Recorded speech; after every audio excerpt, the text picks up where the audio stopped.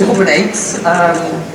Few transformations have been as stark or as consequential as what has unfolded in Bangladesh, a country that now, I think it's fair to say, stands at the crossroads. The task of stabilising the nation and steering it towards free and fair elections has fallen, Mohammed, to you. Mohammed Yunus is a Nobel Peace Prize laureate, global champion of microfinance. You and I have been talking about the work that you have done over the past 25 years, I guess. The first time that I spoke to you, a man known as the banker of the poor. Your vision has lifted millions out of poverty, and now as chief advisor of this caretaker government, you face quite significant challenges in rebuilding public trust, reviving the economy, and ensuring a peaceful transition of power.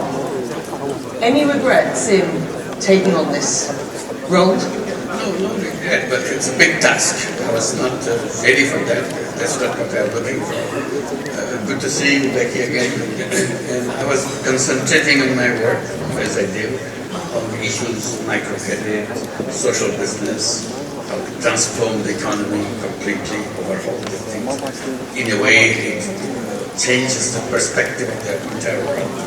So while I was doing this, I was designing the Paris Olympic as a social business Olympic. So that is good for people, it's not just entertainment and so on. কোটি মানুষের আস্থার ভালোবাসায় 11 বারের মতো দেশের 1 নম্বর refrigerator brand Walton.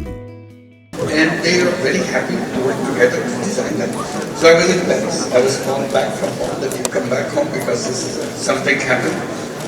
You have to take the responsibility of it. Just something had happened. The students had hit the streets and they had demanded your return. Amazing.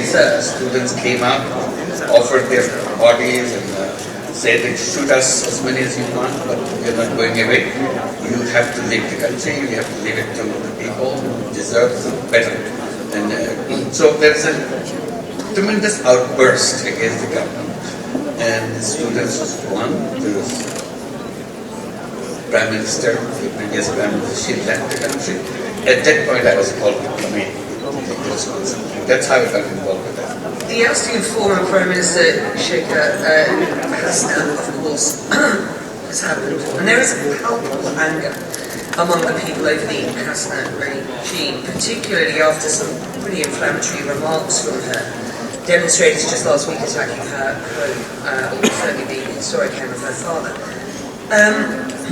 How do you mitigate that anger in the short, medium and long term? And can you just talk about the challenges that you do face at present? The first challenge obviously is to bring law and order, because the whole country was up in flames, to get her out of the country, so that they can take control of the country from her. Because it's a devastated country. She never held an election for 15, 16 years. She was ruling the country without election. She had fake elections without any voters and so on. Destroyed the economy, destroyed the banking system, a series of things. So the people rebelled against it, and that's how it happened. So our first job is to make sure the law and order is established, and the next job is to rebuild the economy, rebuild the society, rebuild the institutions which have completely failed.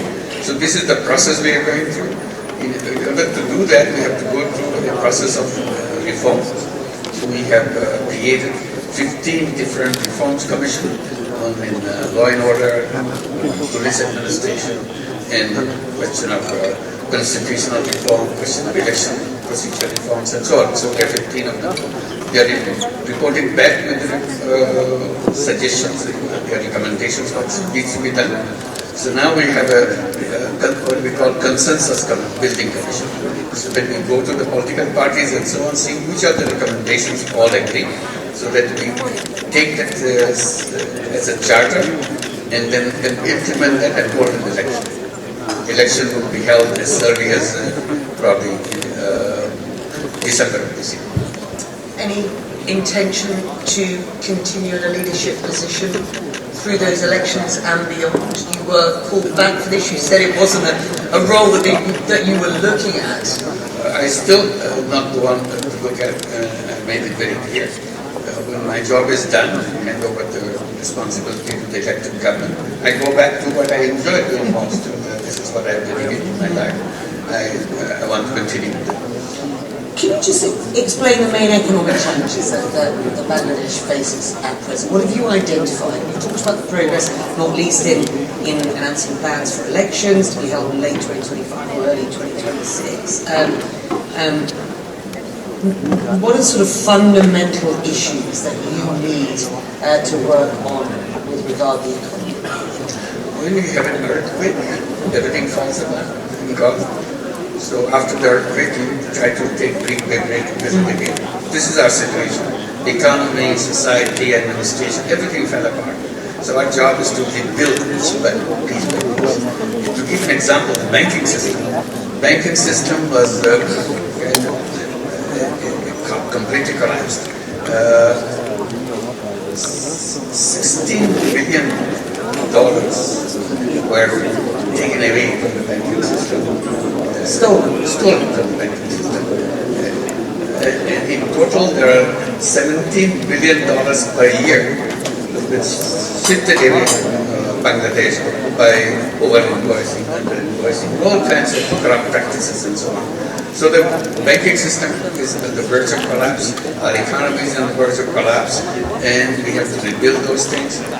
Our international reserve situation fell to the deepest point, so we have to rebuild that on the economic side. And people have to continue life so they can survive that.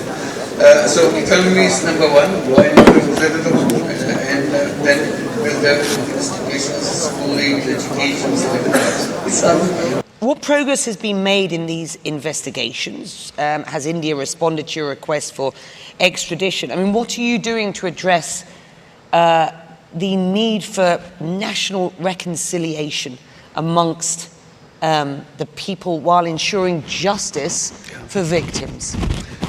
One, I'm very happy, feel very relieved that the United Nations High Commissioner for Human Rights published just a report on Bangladesh, documenting everything I just said about the killing, about the disappearance of people, torture chambers, how students were shot by the police and army under the order of the Prime Minister. So they vividly recorded that. So we don't have to go and tell the public and the world that, look, we are saying that these are all fabricated. So we have a United Nations document on that. So that's a relief. We have to start rebuilding those faults that we have in the system so that it doesn't repeat that. So this is one of the things that we want to make sure. And the other things is broad international support that we got from everywhere. Everybody wanted to support that, to rebuild. We say we want to build a new Bangladesh. The old Bangladesh is completely corrupt. It's a corruption-ridden, billions of dollars taken away. We are trying to get this money back. It's a very complicated procedure. That support, Mohammed, was a lot to do with you being in this caretaker position, it has to be said. I've spoken to enough people around the world who have sort of backed you to try and get this job done. So you know, you should be applauded for the role that you have. In your book, A World of Three They are very Zeros, kind of them. They pay attention to my appeal to them. And it's the work that you and I have been talking about for years in microfinance, and the work that you've won a Nobel Peace Prize, an economy that serves, or better serves, human needs at present. I am totally convinced it's possible. It's possible because we want it. Each one of us want it. Since we want it, we have to bring it out from us to make it happen. I say we do business to make money. That's understood all over the world, maximization of profit. I said you do that. And then on the side you have the charity. You give away money. I said there's a third way. This was missing. So I wanted to install the third one. I call it social business. Business to solve human problems without any intention of making money. If you can give away money, I said, why don't you just invest? Make it as a business. Business to solve the problem, like healthcare problem. Healthcare problem can be done in a way, sustainable way, so that you are not doing this health business to make money, but to solve the problem of the people. I raised this question in Corona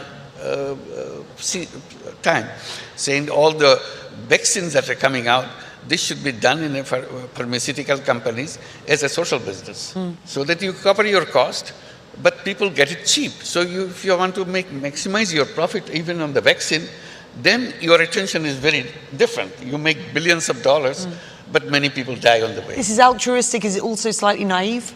It's not naive. People say, will people be interested in that?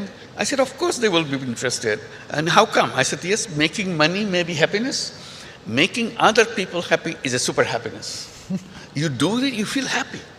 This happiness that is matters. It's not about something else. So I said, there's plenty of technology in the world, plenty of creative ideas in the world, but we're not using it for solving the problems of the people. All kinds of problems people suffer. So why don't you create businesses, like I mentioned, healthcare, education, technology, and many other things. Are you baking that into your economic vision finally for Bangladesh and new Bangladesh going forward? Gradually trying to set it up in the education system, so that in the education system we're trying to encourage young people, first decide what you want to be. Then you learn in this. If you don't have what you want to be, then you become a job seeker. You work for somebody else. Mohammed, And that's the end of your story. it's an absolute pleasure. It's my pleasure. It's been a long time. It's always a pleasure being with you. Thank you very much indeed. Mohammed Yunus for you today. Thank you.